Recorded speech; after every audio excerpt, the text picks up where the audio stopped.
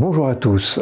Imaginez que vous ayez une personne face à vous, vraiment présente, et qui souhaite vous donner le meilleur d'elle-même. Elle vous le dit comme telle, vous sentez d'ailleurs qu'elle a une très grande présence, une belle écoute, respectueuse, bienveillante. Qu'est-ce que cette attitude-là va susciter en vous, va déclencher en vous? Prenez un instant, réfléchissez, imaginez-vous cette scène et voyez ce qui se passe en vous.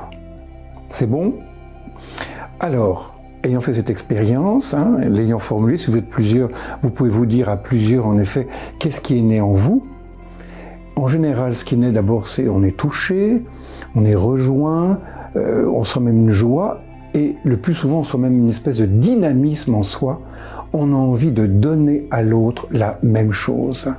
Et vous pouvez vous poser la question, c'est intéressant, même si vous êtes jeune, vous avez déjà vécu un certain nombre de choses, quelles sont les personnes dans votre vie dont vous pourriez vous dire ça? Elles vous ont offert cette espèce de présence intense, très belle, sans condition, elles ont donné le meilleur d'elles-mêmes pour vous. En général, il y en a quelques-unes.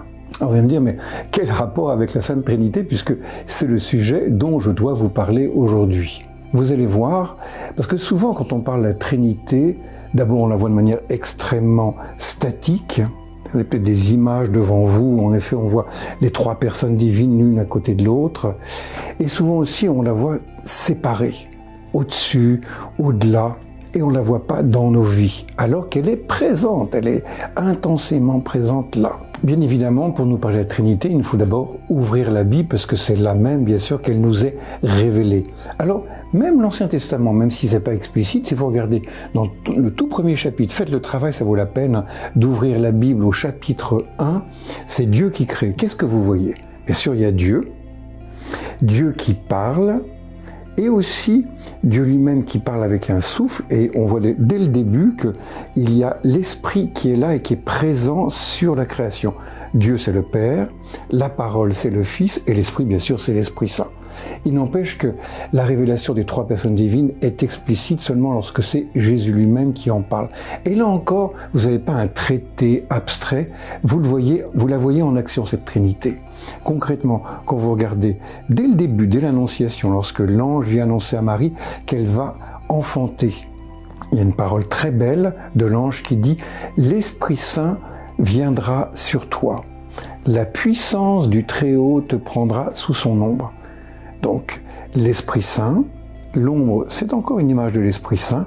Le Très-Haut, bien évidemment, c'est Dieu lui-même. Et celui qui vient, c'est le Fils. Nous avons une présence de la Sainte Trinité. 30 ans plus tard, Jésus va être baptisé. Qu'est-ce que nous voyons? Nous voyons Jésus qui descend dans l'eau. Nous entendons une voix, qui est la voix du Père, et l'Esprit vient reposer sur lui comme une colombe. Là encore, on voit les trois personnes. Et ce qui est intéressant, c'est que l'on voit que le Père donne l'Esprit Saint. Donc le premier mouvement, c'est que l'Esprit Saint est jailli du plus profond même du cœur du Père. Et si je me reporte à la fin même de la vie de Jésus, sur la croix, dans les 4 évangiles, qu'est-ce qu'on voit? Au moment où Jésus meurt, il transmet l'Esprit. C'est-à-dire que l'Esprit qui vient du Père vient aussi du Fils. Et vous voyez à quel point c'est une vie qui est entre eux. Donc nous avons le Père et le Fils dans une relation extraordinairement étroite avec cette circulation d'amour qu'est l'Esprit Saint. Alors ce que je vous dis là, on va reprendre un petit peu nos exemples et ça va être un peu étonnant. Nous allons repartir de la nature. Est-ce que vous avez peut-être un petit peu de physique, vous avez peut-être étudié un petit peu la constitution même de la matière. Vous savez que dans la matière, il y a des particules qui sont en interaction et peut-être même que vous savez que au niveau subatomique, ce qu'on appelle les particules élémentaires, vous avez certes des particules solides, mais vous avez beaucoup plus encore que des particules de l'énergie qui circule, au point même d'ailleurs qu'il y a beaucoup plus d'énergie que de matière solide. Et ce qui est très étonnant, regardez les choses autour de vous, touchez votre corps, bien que vous soyez constitué principalement de cette espèce de vide plein d'énergie, vous êtes solide. Qu'est-ce que je suis en train de vous dire? Je suis en train de vous dire que certes il y a des réalités, mais il y a une connexion entre ces réalités qui elle-même est tellement importante qu'elle devient stable et solide. Et oui, nous avons là plus qu'une image, nous avons une espèce d'incarnation même de la Trinité, à savoir que nous avons des particules qui donnent, des particules qui reçoivent, et au sein même cette relation qui les unit. Regardez les relations entre les personnes. L'exemple que je vous donnais tout à l'heure, comme c'est intéressant de voir que celui qui donne, dont je vous parlais tout à l'heure, qui donne le meilleur de lui-même, il suscite en vous le meilleur de vous-même. C'est exactement le cœur même de la Trinité. Celui qui donne dans la Trinité est parfaitement reçu par celui qui le reçoit intégralement. Et ce qui circule entre eux, c'est l'esprit. On parle d'un esprit de famille. Vous-même, vous avez des relations d'amitié qui sont pour vous extrêmement importantes. Et vous savez bien que ces liens d'amitié, ils sont si importants parce qu'ils sont solides, parce que justement, ils vous font vivre. Et cette circulation, c'est l'Esprit Saint. Rappelez-vous dans le credo, quand vous dites le « je crois en Dieu » le dimanche, vous avez cette parole étonnante « je crois en l'Esprit Saint qui est Seigneur », parce qu'il est Dieu. Et c'est quoi la suite ? Ben vous le dites actuellement, et qui donne la vie.